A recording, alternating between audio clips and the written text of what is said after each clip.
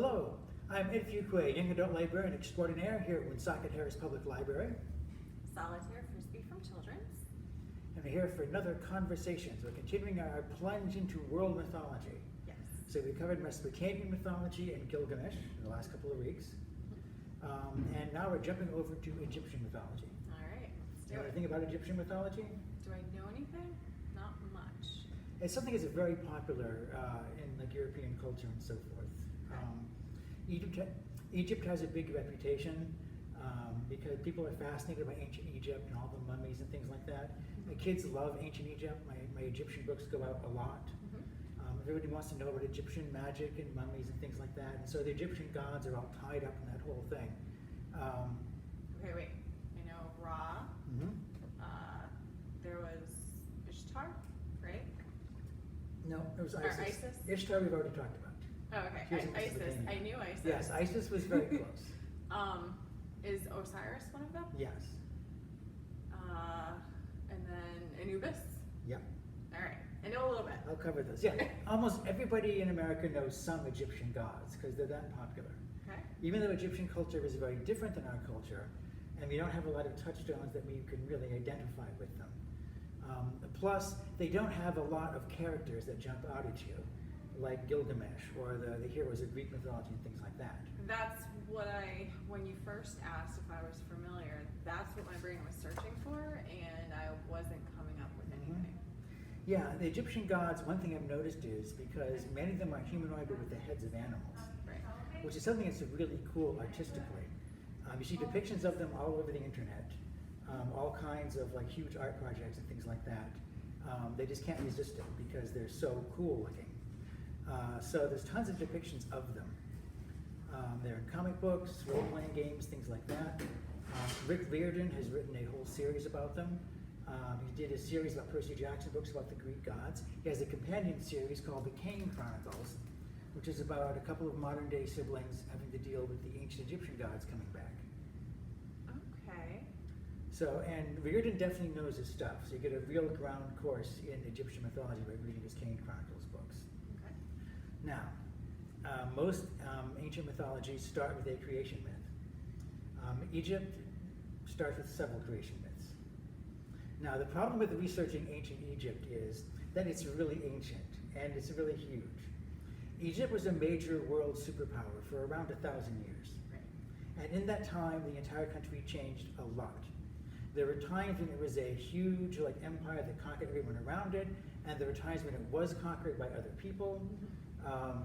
And so you have several different versions of the exact same gods. They grow and change over the years. They evolve from one kind of god to another kind of god, which is why many of the gods are gods of several different things at once, some of them completely contradictory. In the case of how the universe was created, they tend to believe in a ex nihilo creation, which means from nothing. Okay. Something just appeared and then things started happening. Atum is usually said to be the creator god, although in some version it's Ptah, the opener of the way. That's harder to pronounce, so I'll go with Atum. There's also another version in which Ganut, a god who has the head of a goat, creates the universe. So you can take your pick, but ultimately the universe was created. It was divided up into light and dark, and the creator god, Atum was described as being neither male nor female, but nevertheless had offspring. So several different versions as to exactly how he did this, but apparently he did. And his children divided up the universe. The children created Mayat. And Mayat means balance. Okay. It's considered to be, Mayat is a perfectly ordered state where everything is in balance and everything is under control. This was symbolized by a feather, an ostrich feather, the way it's almost always depicted. Was that the same feather that's used to judge, is it one's Yep. parts? Yeah, we'll get there, yes. There's absolutely the same feather. So several generations of gods passed. There were all different kinds of sky gods, god of this, god of that. They eventually had Nut, who was a goddess, who was the goddess of the sky, and Geb, who was the god of the earth. Now, most ancient peoples personified the sky and the earth as deities. The interesting thing about Egypt, though, was that almost everyone has the earth being female. Mother Earth. It comes to us so easily. And the reason for that is, of course, that the sky rains down like water on the earth, and the earth produces food and so forth. So it's kind of an obvious metaphor for the male-female relationship, but not in Egypt. In Egypt, the sky was a woman and the earth was a man. Because rain doesn't figure in their mythology because it never rains in Egypt. Oh. So it never occurred to them that it was the sky that was, fertilizing the earth. Okay. They thought it worked the other way around because everything that they ate came from when the Nile River overflowed. So it was coming up from the earth without anything coming down from the sky.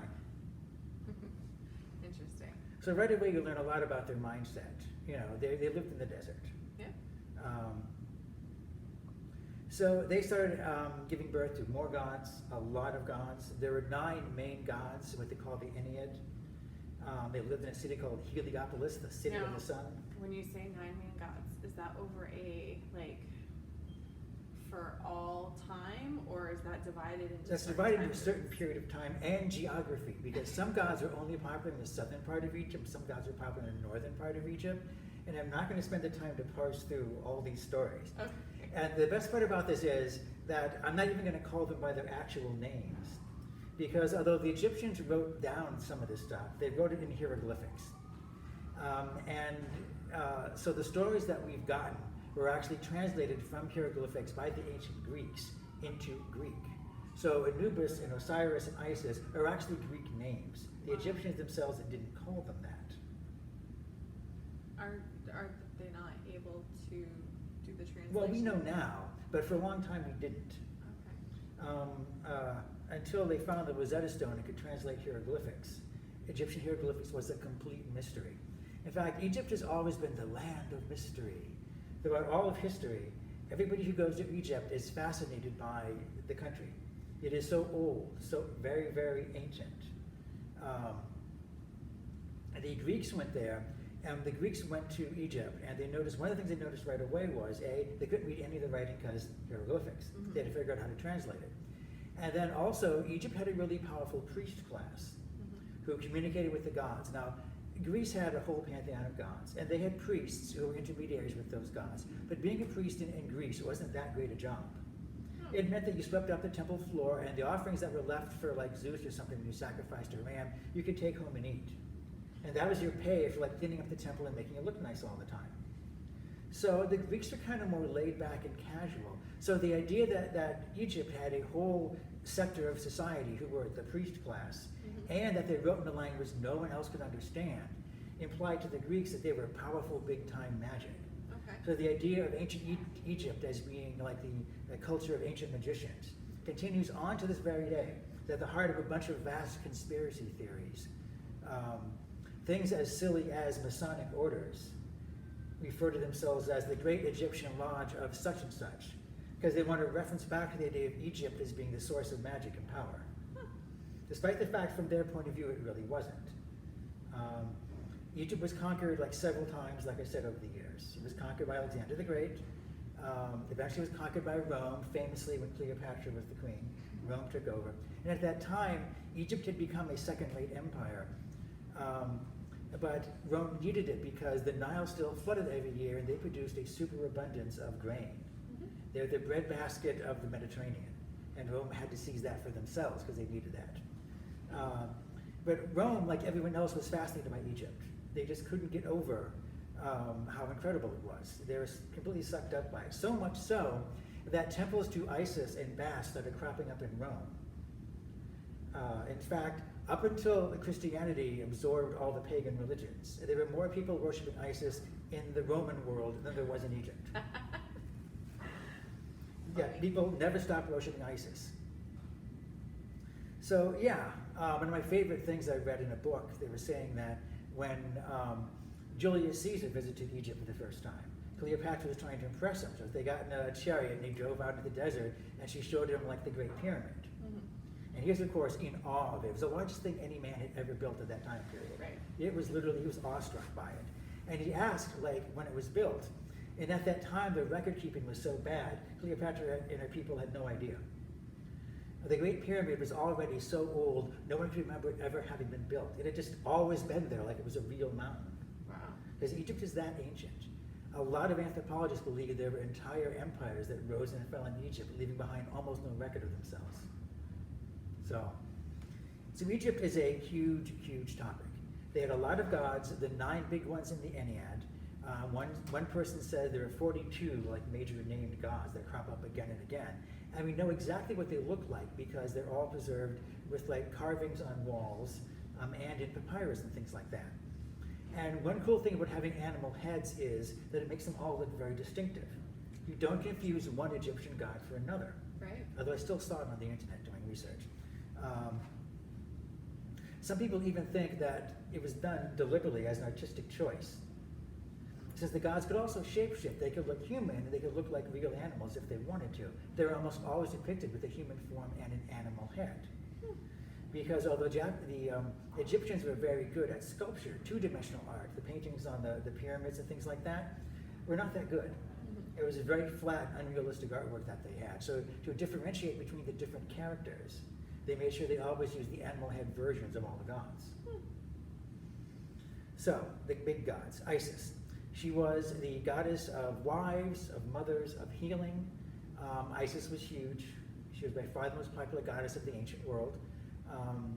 Modern day pagans and witches still call upon Isis. She had a short-lived TV series in the 70s where she fought crime. Unfortunately, her comic book series at DC Comics only lasted 7 issues. So not as popular in DC Comics as she was in the ancient world, still. There was Hathor, who was one of the first goddesses created. Hathor was the goddess of motherhood. So it gives you 2 goddesses of motherhood right away. Right. Yeah, there's several of them overlap. They weren't really worried about the purview of the different gods. She was also the goddess of dance and the goddess of beauty. She had the head of a cow, apparently a very attractive cow, because she was a goddess of beauty. The god of wisdom was Tot. I always pronounce Thoth. Almost everybody on YouTube calls it Tot, though. So he had the head of an ibis, which is that long-beaked bird. Yeah, Tot is very distinctive. You see him all the time. He's kind of my patron god because he's the god who invented writing. He invented hieroglyphics, and he's the god of librarians. The earliest librarians that we have any real record of are all priests of Tot. Okay. They kept records and things like that. I'm not sure they had books you could actually check out, but they had a huge stock of papyrus they could consult for various things. Was that Alexandria? Eventually, the Library of Alexandria was sacred to Tot, but that would be several centuries after they started the earliest libraries. Okay. That was built in Alexandria, so you know it was built by Alexander the Great, who liked to name things after himself. And Alexander came along long after the glory days of ancient Egypt. There was Set, who is the god of storms, earthquakes, and chaos. He kind of plays the role that Loki will play in Norse mythology, and that he's the perennial bad guy of all the Egyptian myths. I can see that. Yeah. Now, humorously, he has an animal head, but we're not entirely sure what animal it is. It baffled me as a kid. Some archaeologists say that it is the head of a aardvark or anteater. And it could be. He has kind of pointy ears, but he also has a big rounded snout. Is it suggested that it's an animal that's become extinct? Yes, that is entirely possible. Some archaeologists refer to him as having the head of an unknown animal. It's referred to by some historians as the Set animal, which we haven't found any actual historic record of. It might be extinct for so long, no one knows what kind of animal it was supposed to be. But of course, in ancient Egypt, he wouldn't have had to explain it. He's a weird kind of contradictory god. He's a very sexual god. There's several stories about him attempting to rape both male and female deities, usually failing. So that was Set. We'll meet him later. How does he get to be a god? He was formed amongst the early bunch of gods. You had to have a god of everything, even the god of bad things. So he was the god of storms and earthquakes and so forth. He wasn't really evil per se. You can't say he was an evil god. He did just say he was a rapist. Yes, he did try to rape people.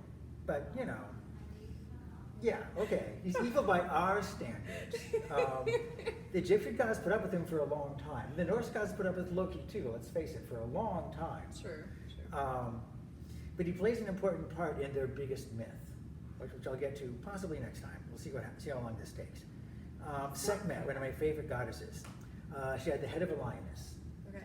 She's a savage, bloodthirsty goddess. If you look her up on the internet, Google images, you'll get about 100 shots of women with the lion's head, usually half naked, with bloody swords in each hand, hacking away at people. She's a goddess of war. What's her name?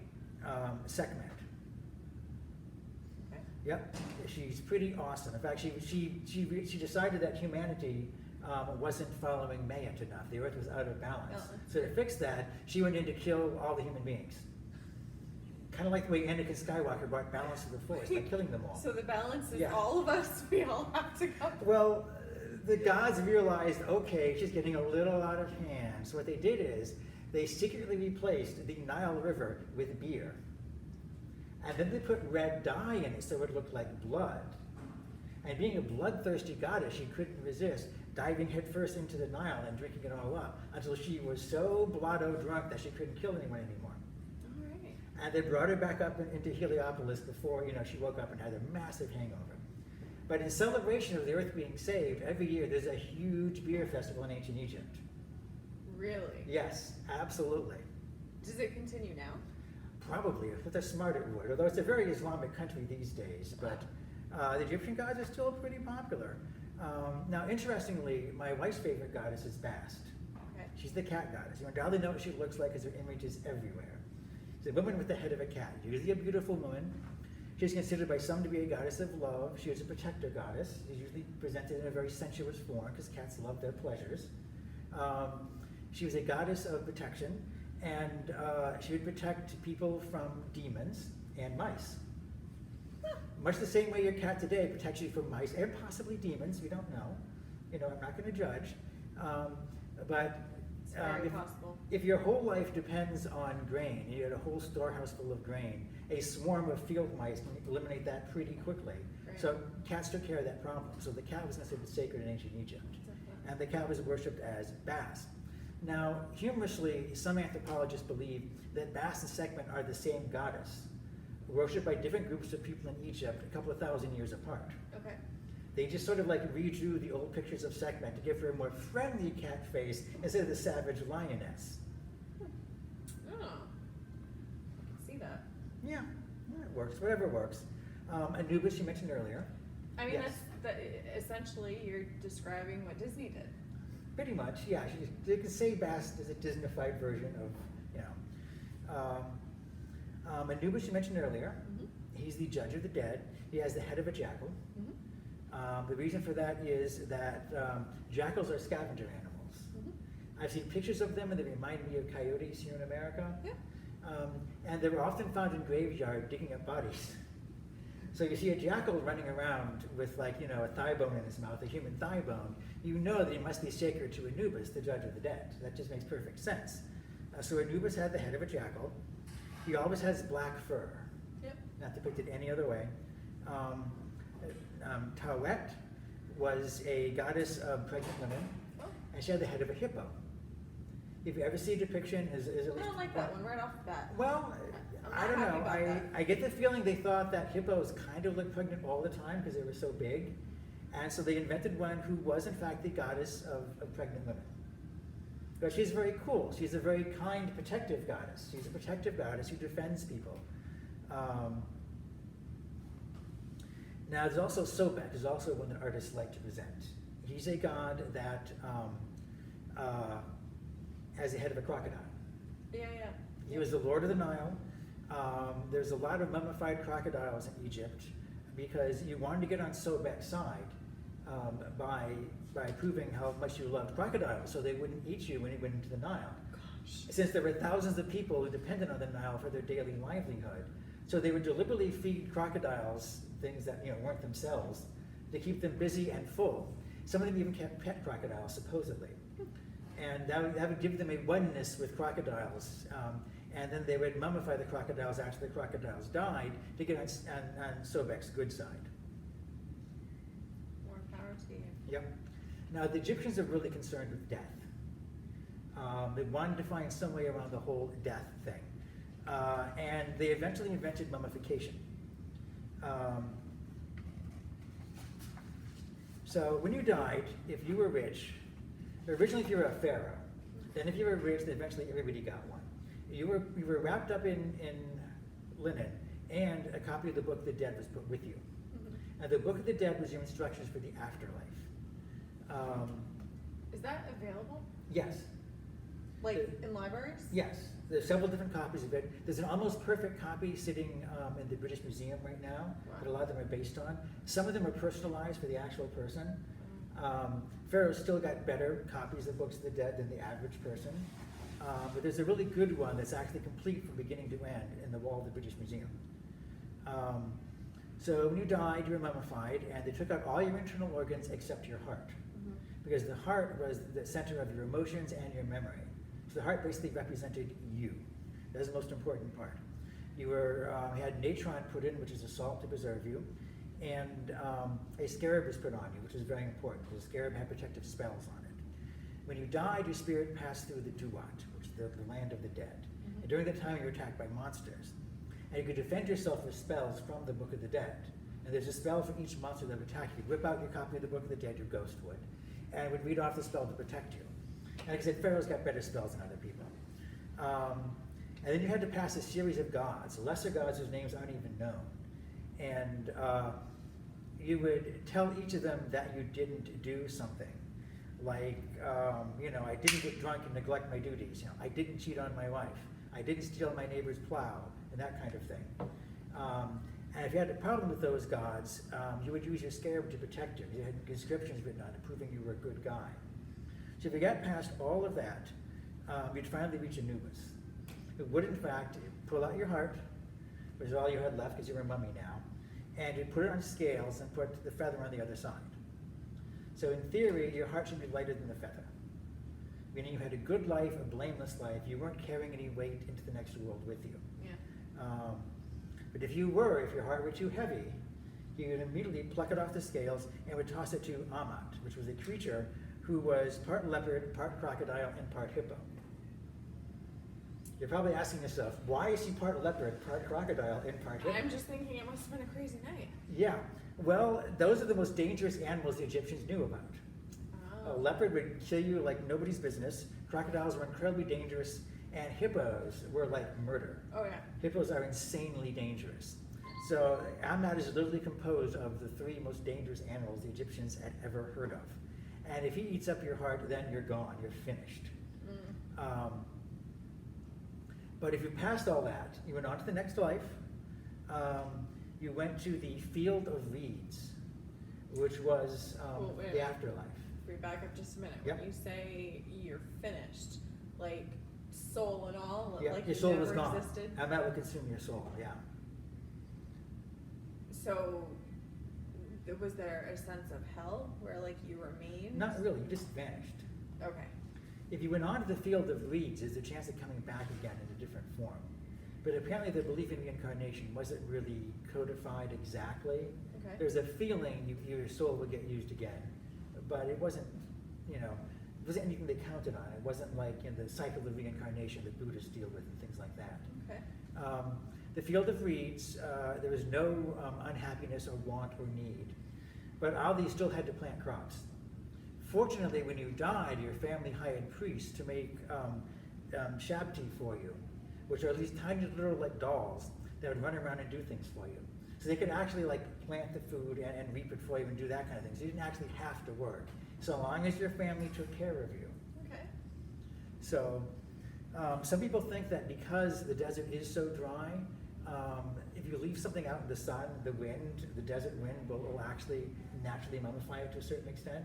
Yeah. And that convinced the Egyptians there's a way of beating death, because you could leave a body lying around for a long time and it didn't decay, as it did in other parts of the earth.